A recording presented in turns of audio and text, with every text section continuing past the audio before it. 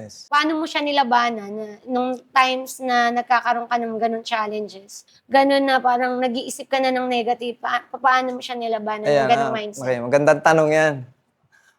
Actually mahabang istorya 'yun pero iiklihan ko. Mm.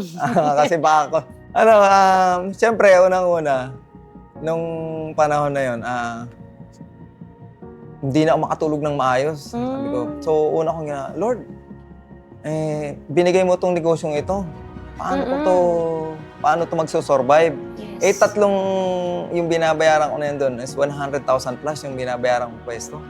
Oh, para Paano siyang 'to factory ano? na siya, kasi 30 people na siya, eh. Sabi ko, "Paano 'to kung magsasara?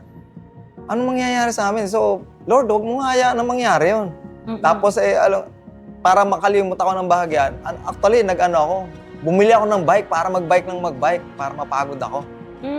At doon ako nakakaisip, pag-uwi ko medyo pagod ako, tapos kinabukasan malinaw na yung isip ko, doon nakakaisip ng maayos. Yun yung ginawa kong So yun parang yung dumating ka talaga sa point na parang hindi mo na alam kung papaanong gagawin mo. yes, oo. Kasi pwede mo namang i-stop, eh, ano sa'yo naman na nasimulan mo, 'di ba?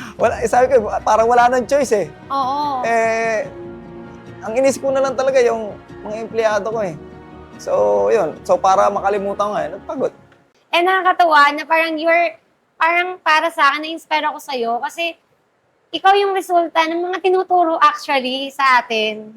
Na ginawa mo na siya dati, di Yes, ba? Kahit wala nagturo sa'yo, Yes. yun yung perfect example na kailangan minsan 'pag may problema ka, 'pag may struggles kang pinagdadaanan, huminto ka.